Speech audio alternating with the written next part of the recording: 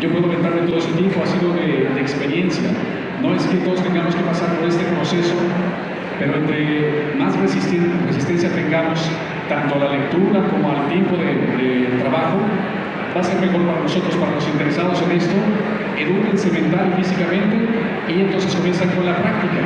Una vez que empiezan con la práctica, busquen otras fuentes, como les decía, fidedignas, saber cómo aprendimos otras personas, porque cada uno de nosotros aprendió distinto, los que ya trabajamos en el medio desde hace muchos años. Y en ese proceso nos vamos a encontrar que no solamente se trata de ser practicante, sino comenzar a ser una persona con actividad dentro de la locución, y para eso también se necesitan conocimientos prácticos de esto. Si nosotros ya tenemos el conocimiento práctico, es gracias a que nos metemos a estudiar algo importante con respecto a la voz o a la interpretación. Lo que sí es algo muy, como decía Marco, algo de notoriedad, es que si las técnicas que les ofrecen no tienen evidencia científica, no es técnica. No lo digo yo, lo dicen las universidades de todo el mundo. Si una técnica no tiene evidencia científica, no es técnica.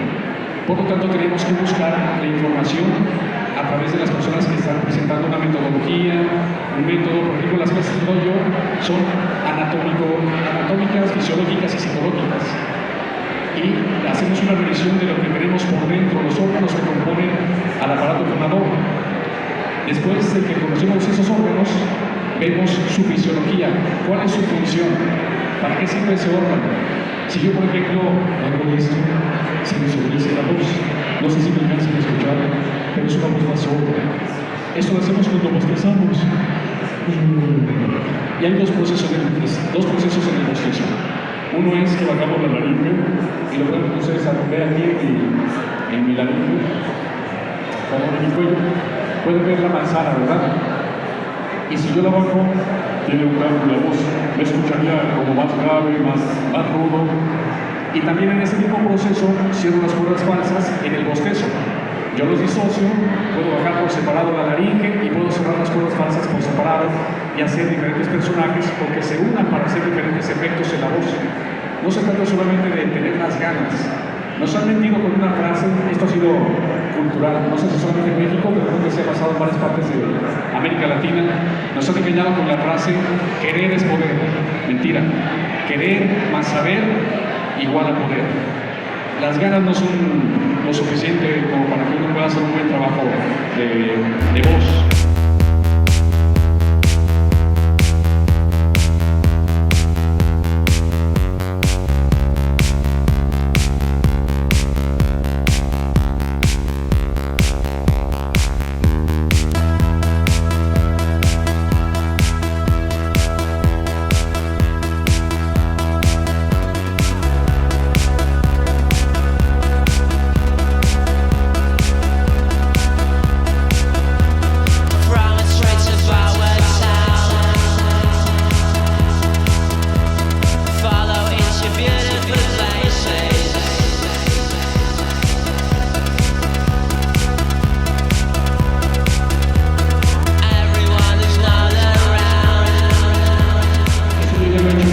En algunos trabajos que realicé, otros que me pidieron también aquí, y a los compañeros que invité les pregunté que si me han trabajado con un micrófono binaural.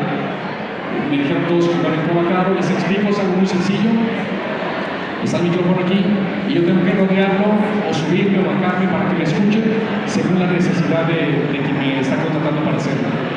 Cristina no pudo llegar en el momento de decirles todo a los compañeros. Llegó un día después a Guadalajara, le di una explicación muy básica, increíble ella. Ustedes recuerdan a Alicia del País de las Maravillas, se convierte en una giganta. El señor Conejo le da un rebaje y se hace giganta. Y ella hace una voz tan aguda, con esta técnica que le compartí también. Pudo hacer la voz muy grave, pero se subió un banquito por encima del micrófono, se escuchaba hablando grave, pesado, una voz de una persona con esa sonoridad muy aguda, pero pudo ser grave. Se convirtió en giganta con la voz. Posteriormente, ya cuando le dan el otro rebaje, no solamente regresa a su estado normal, Alicia, sino se hace pequeñita. Si ustedes recuerdan, se hace impotencia. Pues Cristina se baja y desde abajo le gritaba al micrófono. La gente que escuchó ese trabajo por audífonos decía que si lo escuchaba abajo, se empezó a escuchar arriba. Oscar Flores, que hizo al sombrerero rojo, Carlos Vázquez, que hizo el conejo, Moisés Palacios, que hizo otros personajes también, ahí no recuerdo el de cada uno, pero todos tenemos que hacer ese trabajo, hablarle al micrófono que estaba en medio de la cabina, tenemos que rodearnos, subirnos, bajarnos, y esa es parte de la experiencia. Si han hecho teatro van a saber moverse en un escenario, si han hecho doblaje van a saber tomarle distancia al micrófono y se le llama microfoneo. Porque si el conejo le hablaba a Alicia en el oído, ese tenía que acercar al micrófono como si fuera Alicia, y la gente escuchaba en su oído del lado por donde le hablaba. Y las respuestas de la gente que iban a la FIL Guadalajara, que fueron para el trabajo que se hizo, pusieron unas cabinas, la gente se ponía los audífonos, lo escuchaban y hacían las respuestas que se esperaban. Sí fue un trabajo a conciencia, eso ya no fue aportación mía, es el ser experto en esto. Lamentablemente para nosotros el último paso tendría que ser el de ser profesionales. Hay mucha gente que tiene muchos años trabajando en esto, pero no hemos podido ser profesionales, sigue siendo mal. Pero yo también me incluyo, no hemos podido ser profesionales por una razón. No hay un ente calificador que nos pueda oficializar como un ente profesional. Así es que si alguien les dice es un estudio profesional, no existe. No tenemos ningún órgano certificador. Lo estamos buscando para que realmente nos puedan certificar en profesionales. Eso sigue siendo un oficio. Todo el proceso que les dije de ser orgullosos, entusiastas, practicantes, todo ese proceso es nada más de ser de oficio. El día que logremos un certificado que alguien nos pueda calificar y decir, si haces un trabajo de calidad, entonces ya podemos nombrar profesionales, pero no existe ni un solo profesional en el mundo de la locución, del doblaje y los demás géneros en narración, porque no hay un ente que nos califique. Nos podrán pagar más o menos como profesionales, pero también nos pueden pagar menos por no tener un certificado o alguien que nos respalde. Y esa es la lucha que se estuvo haciendo ya el año pasado, que no nos pueda ya suplir la inteligencia artificial, que logremos ser mejores profesionales, por lo menos en la práctica, y ya nada más con un papel que ahora sí nos respalde y podamos cobrar lo suficiente. Pues yo les agradezco mucho, yo soy a sus órdenes ahí con Coli Troncoso en locutores.com, su empresa es Com, el campus de la voz. Ahí doy yo 5 capacitaciones que tienen este proceso. El primero es de fonética, que es el trabajo de la voz.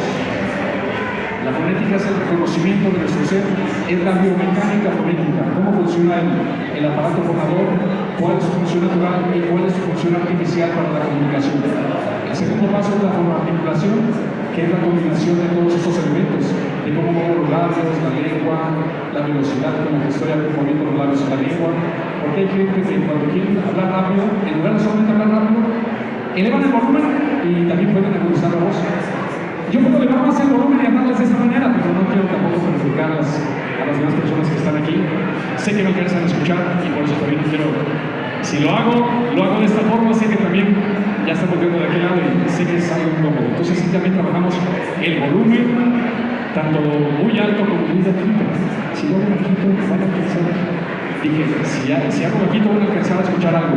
Si hago bajito, van a alcanzar a escuchar algo. Y eso tenemos que saberlo hacer frente al micrófono.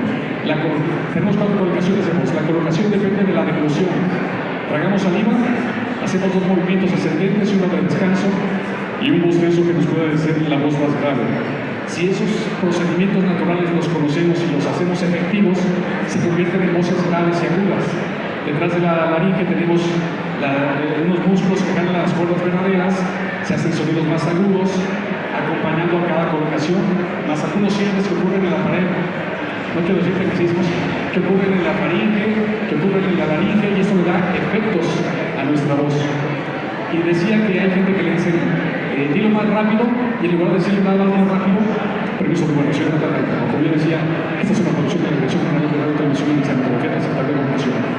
Decirlo así de rápido, y hay gente que en lugar de decirlo así, estas son personas que se traban porque justamente no tienen el control ni de su mente, ni de sus emociones, ni de sus sentidos, ni de su ser en general. Eso implica el cuerpo. Y ese es el proceso de la articulación, de conocernos bien y cómo manejarlo.